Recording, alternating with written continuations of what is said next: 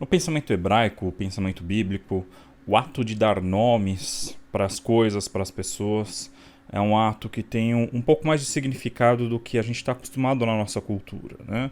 A gente dá nomes para as coisas para poder se referir a elas com precisão, a se referir coisas, a ideias, a pessoas com precisão. Dentro do pensamento bíblico, o ato de dar nomes é um pouco mais significativo. A palavra nome em hebraico, que é a palavra Shem, ela significa estabelecer, ela significa designar. Então, a ideia de você dar nomes para algo é mais ou menos a ideia de você discernir aquilo e de você atribuir a esse algo alguma característica ou alguma ideia, né? Então, por exemplo, quando o homem é criado, lá em Gênesis 1, o homem é chamado de Adão. E é um pouco confuso porque a palavra Adam, ela se refere tanto ao primeiro homem, o nome do primeiro homem era Adão, e a palavra Adam também significa ser humano, ao homem no sentido genérico, de raça humana. Então, às vezes, no texto fica um pouco confuso se ele está se referindo especificamente àquele indivíduo, o homem, ou se ele está se referindo à humanidade, né? Ou aos dois ao mesmo tempo. Mas o que é interessante aqui é que a palavra Adam já traz algo, já conta uma história em relação a aquele indivíduo, né? O homem, o Adam, ele foi retirado da terra, ele foi criado a partir da terra, que é Adamá em hebraico. Então, Adam está relacionado com Adamá. O Adam é criado a partir da Adamá. O Adam é o guardião, é o dominador da terra, lá em Gênesis 1, 28 e 2:15. E quando o Adão morre, quando o homem morre, ele retorna para a terra, né? Lá em Gênesis 3:19. Então, o nome do homem, o terreno, o feito de terra, está relacionado com a terra, já mostra essa ligação que o homem tem com a terra. Em alguns casos, alguns nomes de alguns personagens bíblicos chega a ser um pouco suspeito de que esse realmente era o nome dele que foi dado quando ele nasceu, né? Suspeita-se que seja um nome que foi dado depois e ele acabou ficando mais conhecido por esse outro nome, porque esse outro nome tem muito a ver com a história dele. Então, por exemplo, Davi, o rei Davi, o rei mais amado da história de Israel, o rei mais carismático da história de Israel, é chamado de David, que em hebraico vem da palavra Dod, que significa amado. Ou, em outros casos, os nomes dos personagens ajudam a estabelecer coisas na narrativa da própria história. Então, por exemplo, Sansão e Dalila. Sansão, em hebraico, Shimshon, é hebraico mesmo, não é chinês o nome dele. Mas Shimshon está relacionado com a palavra Shamesh, que é a palavra sol. Então, pode-se dizer que ele seria chamado de um ensolarado. Enquanto Dalila está relacionada com a palavra Laila, que é noite. Então, o que derrota o sol, o que faz o sol se pôr, é a noite. A noite é o que consegue dominar o ensolarado, o sol, né? Dalila vence Shimshon. Algumas vezes também os nomes estão relacionados com características físicas. Por exemplo, Esav, que é Esaú, ele recebe esse nome por ser peludo, significa peludo. O nome da pessoa era peludo. E é comum também na Bíblia a gente ver vários casos de nomes que são mudados. O personagem tinha um nome e esse nome é mudado de acordo com algo que acontece na história dele ou de alguma função que é atribuída a ele. Então, por exemplo, o caso mais famoso é Avraham, era chamado de Avram e se torna Avraham, o pai de muitos. Sarai se torna Sara, que significa princesa. Outros, como por exemplo Yaakov, se torna Israel. Ele se torna aquele que lutou com Deus, que é uma menção a um episódio que acontece em sua história. Se nomear seres humanos já é algo significativo, se nomear coisas já é algo significativo, imagina nomear aquele que é o significado máximo de tudo. É aquele que está além da compreensão, aquele que está acima de tudo, aquele que é soberano e absoluto. Então, não existe um nome só que consiga abranger todas as características divinas. Nomes diferentes são usados em relação a Deus para você enfatizar aspectos específicos que aquele texto está tentando enfatizar. Isso é importante quando a gente vai falar sobre os nomes de Deus. E a gente vai falar aqui sobre 4 nomes principais, nomes ou títulos que são atribuídos a Deus. Existem alguns outros títulos divinos que são secundários e raros na Bíblia, mas que eles não têm uma importância tão grande quanto esses 4 que nós vamos falar aqui, tá bom? Então, o primeiro nome que a gente vai falar aqui é o nome Elohim. É talvez o título mais comum na Bíblia. Elohim é o que se traduz em português como Deus. Toda vez que você fala sobre Deus usando a palavra Deus, a palavra ali no original é a palavra Elohim no Antigo Testamento. O que é interessante sobre esse nome? Primeiro, ele é um nome genérico em relação a Deus. Ele não é nem exatamente um nome, porque ele é um substantivo comum no hebraico. Ele é a palavra Deus. Então, por exemplo, quando a gente vai para Êxodo 20, verso 3, quando está falando dos 10 mandamentos, e tem aquele mandamento que diz: não terás outros deuses diante de mim, é usada aí a palavra Elohim, Loihi Eleha Elohim Acherim Alpani. Então, a palavra Elohim, ela é tão genérica que ela se refere tanto ao Deus israelita quanto a outras divindades também. Ela deriva da palavra Eloha, que significa força, poder, em um sentido divino. Por isso a palavra Deus é uma boa tradução, até porque em português a gente também usa a palavra Deus, não só em relação ao Deus bíblico, mas em relação a outras divindades de outros povos, né? O Deus Baal, o Deus Thor, né? E assim por diante. Mas tem uma característica bastante interessante em relação à palavra Elohim, quando ela é usada, especificamente quando ela é usada para esse Deus bíblico, o Deus Israel. A terminação im, esse sufixo im no hebraico, é o sufixo do plural masculino. Então, por exemplo, quando você fala a palavra serafim, você não está falando de um anjo, mas de muitos. São muitos serafim. Um seraf, muitos serafim. Então, esse im final é como se fosse o S final em português. Você fala a faca e você fala as facas com S. Então, a terminação masculina no hebraico é essa terminação im. Então, a palavra Elohim não significa Deus, mas literalmente significa deuses. Como a gente viu aqui em Êxodo 20, verso 3, não terás outros deuses, Loihi Eleha Elohim Acherim, outros deuses. Então, a palavra que é usada em relação ao Deus bíblico é uma palavra no plural. Literalmente é como se fosse a palavra deuses. Mas como a gente sabe que a Bíblia não está dizendo que existem vários deuses que criaram os céus e a terra, por exemplo, né? Gênesis 1, verso 1, a palavra que é usada aí é a palavra Elohim. Bereshit bara Elohim et hashaman vet haaretz. No princípio criou Deus os céus e a terra. Literalmente, a gente poderia dizer, no princípio criou os deuses os céus e a terra. E o que é interessante é o seguinte: quando a palavra é usada em relação ao Deus israelita, é usada uma função gramatical que é chamada de o plural majestático. Quer dizer, esse plural ele não se refere necessariamente ao número.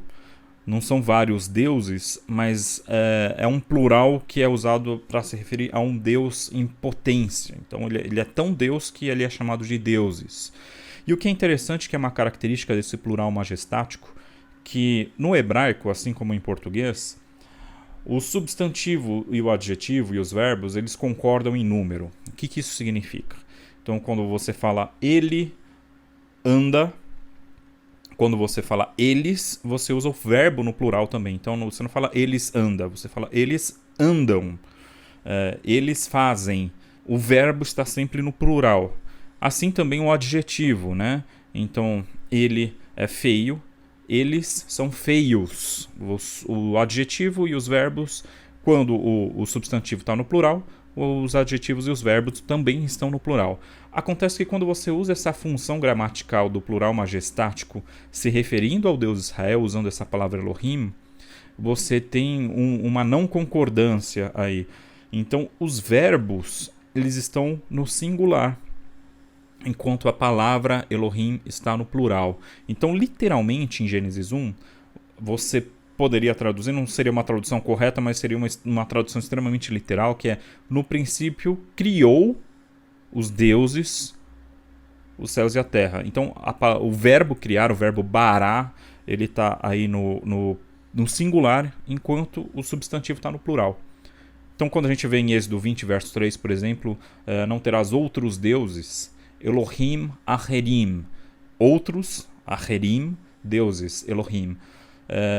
Mas quando se refere ao Deus bíblico, os adjetivos e os verbos não estão no plural, eles estão sempre no singular. Então, é um Deus só, mas ele é referido como plural por causa do tamanho do seu poder. Existem alguns outros casos, não é muito comum, mas existem outros casos na Bíblia onde é usado o plural majestático. Por exemplo, como se fala do Behemoth, que é uma criatura que aparece lá em Jó. Essa terminação ot é o plural feminino. Então você tem o Behemoth, que seria como se fossem muitos behemá, muitos animais, mas ele é usado no singular. O nome está em plural, mas ele está numa função gramatical como se ele estivesse no singular. Então seria o plural majestático. Portanto, esse nome Elohim, ele normalmente é usado na Bíblia quando você quer enfatizar o poder divino, o que a gente chama às vezes de Deus transcendente. Tem um vídeo que eu falo sobre isso e eu vou deixar listado aqui em cima, que é a transcendência, o poder divino. Normalmente, quando o texto quer enfatizar esse aspecto divino, ele usa a palavra Elohim. Em Gênesis 1, quando Deus cria o mundo através da sua palavra, você tem aí o termo Elohim. Outros versos, outros salmos também são usados a palavra Elohim. Né? Os céus declaram a glória de Deus, lá em Salmo 19, verso 1. É usado então esse termo que está relacionado com o poder divino, que tem esse plural majestático, que denota ainda mais força e soberania divina. Eu vou deixar para o final o outro nome que é mais comum na Bíblia, no Antigo Testamento, que é o nome Yahvé, e a gente vai falar de outros nomes que são um pouco mais incomuns, mas que são interessantes também. Então, um outro nome usado em relação a Deus é o nome El Shaddai. Esse nome El Shaddai normalmente é traduzido em português como o Todo-Poderoso. É difícil você estabelecer a etimologia, a origem desse nome em hebraico, mas alguns tentam achar a etimologia não pelo hebraico, mas por outras línguas ali do Oriente Médio que estavam em volta de Israel. Então a gente tem a palavra Shadu no ugarítico, que significa montanha, steppe. Essa é uma possível origem da palavra Shaddai. O nome El Shaddai, esse todo-poderoso, também tem uma ideia de força e poder, né? Por isso que é traduzido dessa maneira. Normalmente El Shaddai é usado com esse El na frente. El é como uma corruptela de Elohim. Ele também se refere à divindade. E aparece algumas vezes na Bíblia a palavra El, principalmente nos finais dos nomes em hebraico, né? Então você tem Gabriel, o Senhor é o meu valente, o meu poderoso. Você tem Rafael, o Senhor é cura. Daniel, o Senhor é o meu juiz. Então esses nomes hebraicos terminados em El, todos eles se referem a Deus. El Shaddai, então, seria o Deus Shaddai. O Deus seria todo-poderoso, como a gente traduz, né? Então, apesar da etimologia ser difícil, a gente não saber exatamente o que significa esse Shaddai, a gente percebe que, normalmente, o nome Shaddai está associado ao culto patriarcal, ao culto a Deus em um período específico, em uma tradição específica, que é a tradição dos patriarcas, lá do começo de Gênesis. Normalmente, esse nome é evocado quando o próprio Deus muda o nome de alguém. Então, quando Deus estabelece o nome de Abraão, mudando o nome de Abrão para Abraão, ele se identifica como Shaddai. Então, Gênesis 17, verso 1 diz assim: Quando Abrão estava com 99 anos de idade, o Senhor lhe apareceu e disse: Eu sou o Deus Todo-Poderoso. Ani El Shaddai. Eu sou El Shaddai. Eu sou o Todo-Poderoso. Ande segundo a minha vontade, seja íntegro. Estabelecerei a minha aliança entre mim e ti e multiplicarei muitíssimo a tua descendência. Abraão se prostrou o rosto em terra e Deus lhe disse, né, de minha parte, essa é a minha aliança, etc. e tal. Verso 5. Você não mais será chamado de Abrão, seu nome será Abraão, porque eu constituí o pai de muitas nações. Então Deus muda o nome de Abraão e se identifica como El Shaddai, como o Todo-Poderoso. Quando Deus muda o nome também de Jacó para Israel, ele também se identifica, curiosamente, ele também se identifica como o El Shaddai, como o Todo-Poderoso. Está lá em Gênesis 35, os versos 10 em diante, dizendo: seu nome é Jacó, mas você não mais será chamado de Jacó, seu nome será Israel. Assim lhe deu o nome de Israel. E o verso seguinte, verso 11, e Deus ainda lhe disse: eu sou El Shaddai, eu sou o Deus Todo-Poderoso, seja prolífero, multiplique-se e assim por diante. Então é interessante a gente ver como, quando Deus muda o nome dos patriarcas, ele se identifica como El Shaddai. Então, por esse motivo, na tradição, El Shaddai ficou conhecido como o Deus das promessas, porque ele muda o nome dos patriarcas e fala: vocês vão ser uma grande nação, eu farei vocês se multiplicarem e assim por diante. Então El Shaddai está relacionado com a ideia das promessas em relação aos patriarcas, né?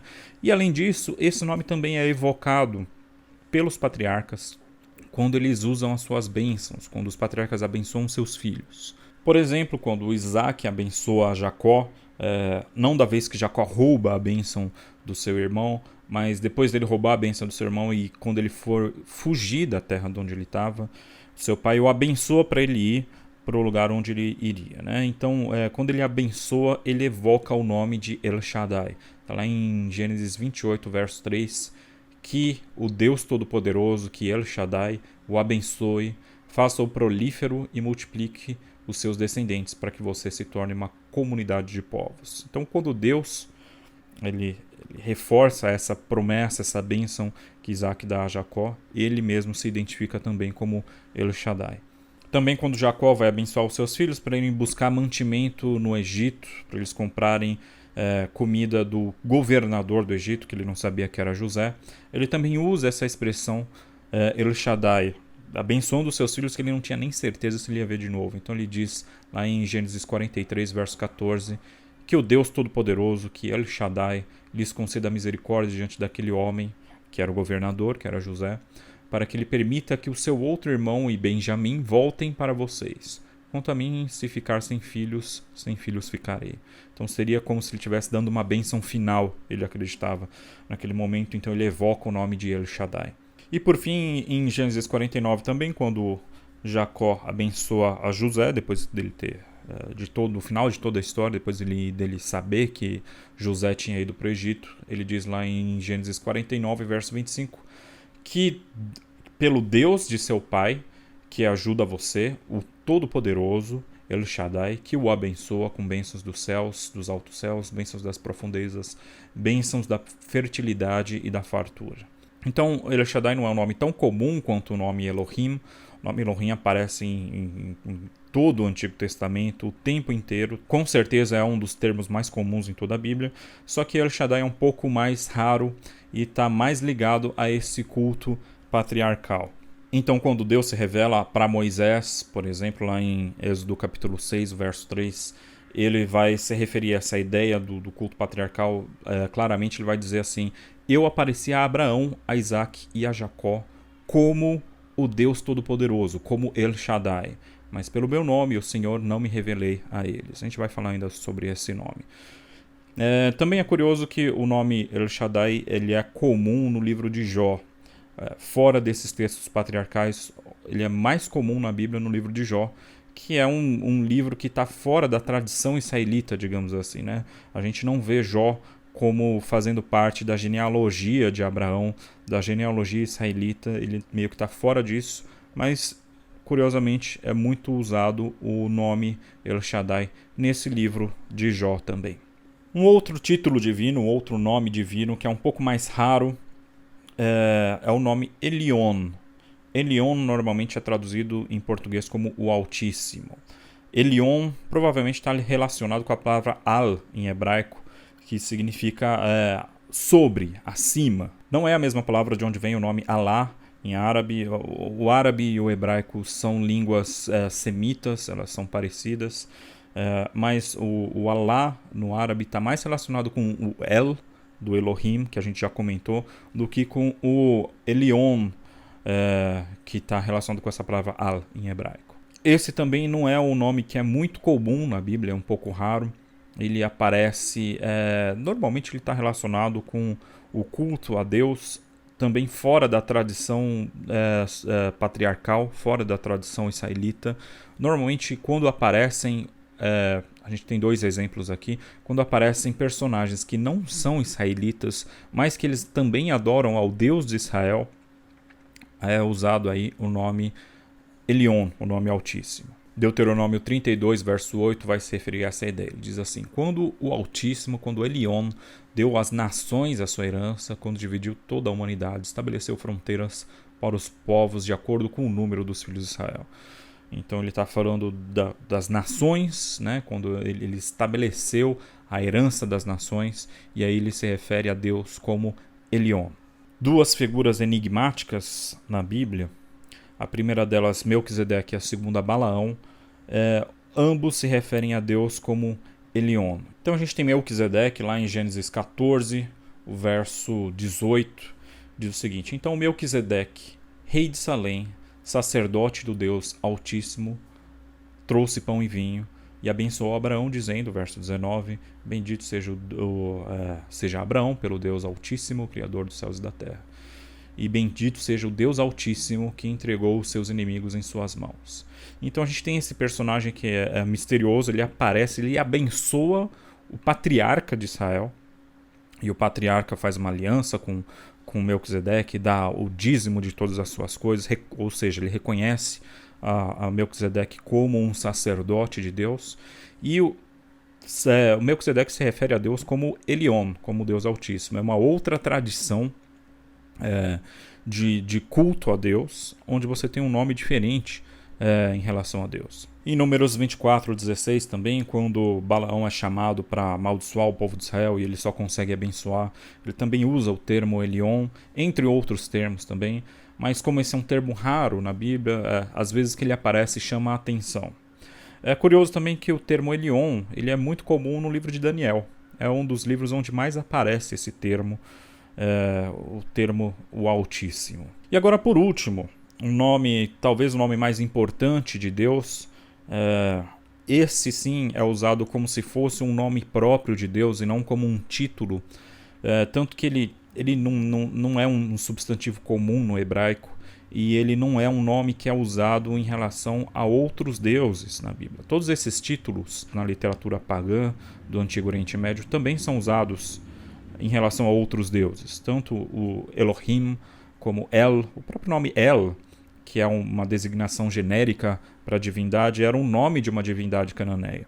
Então, esses nomes são, de certa forma, genéricos, né? Enquanto El Shaddai e Elion são títulos que são usados, às vezes, na literatura pagã para outros deuses, mas Yahvé é um nome que só aparece na literatura hebraica. Ele só aparece em relação ao Deus Israel. Então é como se fosse de certa forma um nome próprio de Deus dentro da Bíblia. Às vezes refere-se a esse nome como o tetragrama sagrado. Tetragrama porque ele é formado de 4 letras hebraicas, Yod, Rei, Vav, Rei. Seria mais ou menos relativo ao nosso I ou Y, H, V ou W, H. Então seria as 4 letras que formam esse nome, mas a etimologia desse nome também é uma etimologia difícil, você não consegue entender exatamente o que significa. A gente entende que esse nome está de alguma forma relacionado com o verbo ser em hebraico, o verbo hayá, o verbo lihiot. Essa relação aparece lá em Êxodo 3, quando a gente estava vendo sobre o nome que Deus se revela para Moisés, né? Então Deus se revela para Moisés na sarça ardente, dá a ele a missão de libertar os israelitas do Egito. E Moisés pergunta para Deus o seguinte, lá em Êxodo 3, verso 13. Moisés perguntou: quando eu chegar diante dos israelitas, eles disser, o Deus dos seus antepassados me enviou para vocês, e eles me perguntarem qual é o nome dele, que lhes direi? Então Moisés está falando, quando eu chegar para o povo, falar, olha, Deus veio libertar vocês, eles vão perguntar, que Deus? De que Deus você está falando? Qual é o nome desse Deus? E aí Deus se revela no verso 14, dizendo, disse Deus a Moisés, eu sou o que sou. É isso que você dirá aos israelitas, eu sou, me enviou a vocês. Esse talvez é um dos versos mais densos de toda a Bíblia, porque tem muito significado aí nessas palavras. Eu sou no hebraico Yihye, Asher Yihye, eu sou o que sou. Ele está em uma forma verbal hebraica que seria o imperfeito, né, que seria mais ou menos a ideia de futuro, não é exatamente a ideia de futuro, mas é a ideia de uma ação que ainda não se completou. Então, quando Deus fala eu sou o que sou, é no sentido não que ele é e já passou essa ação, mas é uma ação que vai se fazendo no tempo. Então, por isso, algumas traduções, principalmente algumas traduções judaicas, traduzem como eu serei o que serei, porque não é uma ação completa no passado, mas é uma ação que ainda vai se completar. Essa é mais ou menos a ideia de que Deus ele vai cumprir as promessas que ele fez. Por isso lá em Êxodo 6, verso 3, como a gente falou, que ele foi conhecido como El Shaddai, o Deus que faz as promessas para o futuro. Agora eu sou conhecido, vocês vão me conhecer como Yahvé, que está relacionado com o eu sou.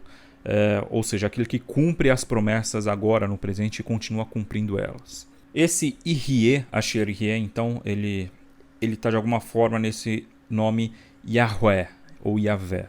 A gente não sabe exatamente a pronúncia desse nome. Existe uma questão aí que no hebraico o registro escrito ele só registra as consoantes da pronúncia.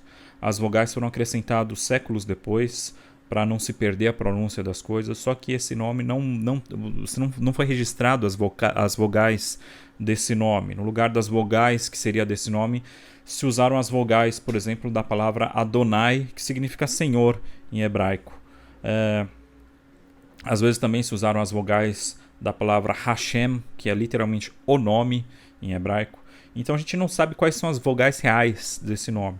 Muito provavelmente, no meio acadêmico, os estudiosos entendem que uma pronúncia próxima seria Yahvé ou Yahweh, ou Yahweh, o nome de Deus, que seria esse nome do tetragrama sagrado. É raro, mas às vezes se usa uma espécie de uma corruptela desse nome também, assim como Elohim, às vezes se usa El, Yahweh, às vezes se usa Yah. É o nome, por exemplo, que é muito usado pelos jamaicanos, lá na religião Rastafari. Então, Yah ou Jah vem desse nome Yahvé. Então, vários nomes bíblicos também usam Yah, que em português acabam ficando como Ias. Então, todos os nomes que terminam com Ias em hebraico, Isaías, Jeremias, todos esses nomes têm o nome Yah, tem o nome de Deus lá, né? Então, por exemplo, Isaías, Ishayahu, ou Jeremias, Yeremiahu. Então, esse Yahu no final é essa abreviação, essa corruptela do nome Yahweh ou Yahvé. Esse nome é usado lá em Gênesis 2, verso 4. Então, quando a criação do mundo é recontada de forma abreviada, só que dando um enfoque na criação do ser humano, é usado o nome Yahvé. Normalmente o nome Yahvé está ligado à imanência divina, a um Deus que é mais próximo, que é um Deus mais pessoal. Quando o autor do texto quer enfatizar esse aspecto pessoal de Deus, normalmente é usado o nome Yahvé. Então a gente vê, por exemplo, Salmo 23, Salmo conhecido, o Senhor é meu pastor, nada me faltará.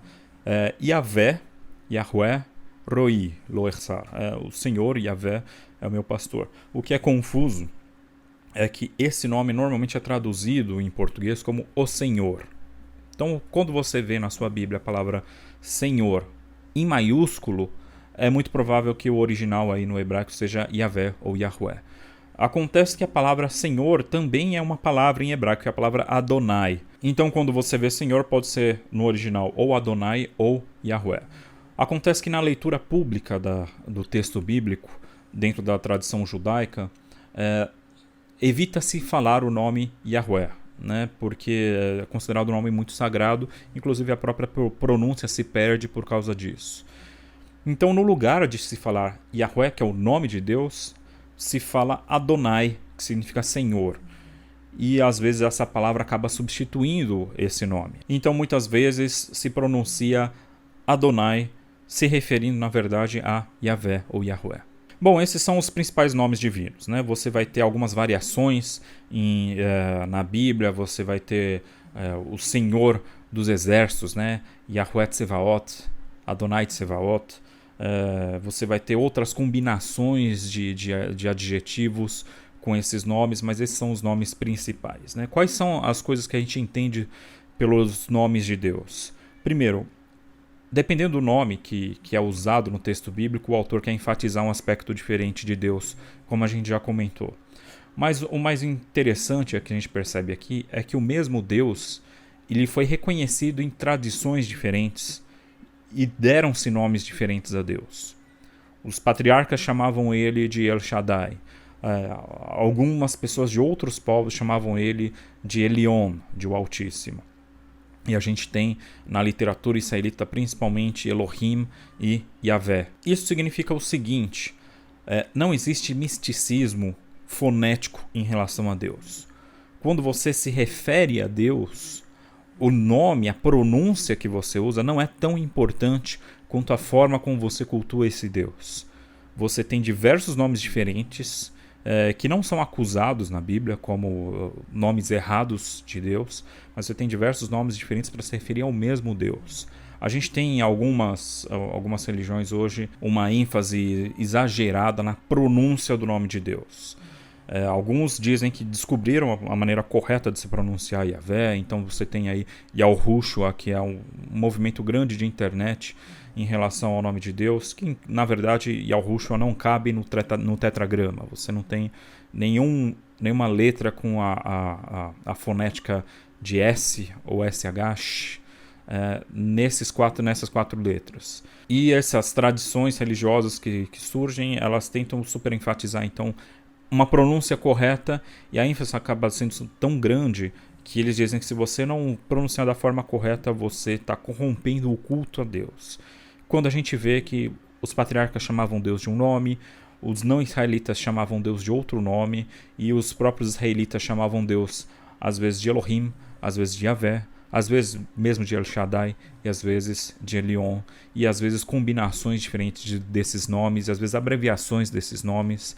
E a gente vê que, então, o mais importante quando você se refere a Deus é o que você tem como intenção, o que você entende como Deus. Isso é o importante.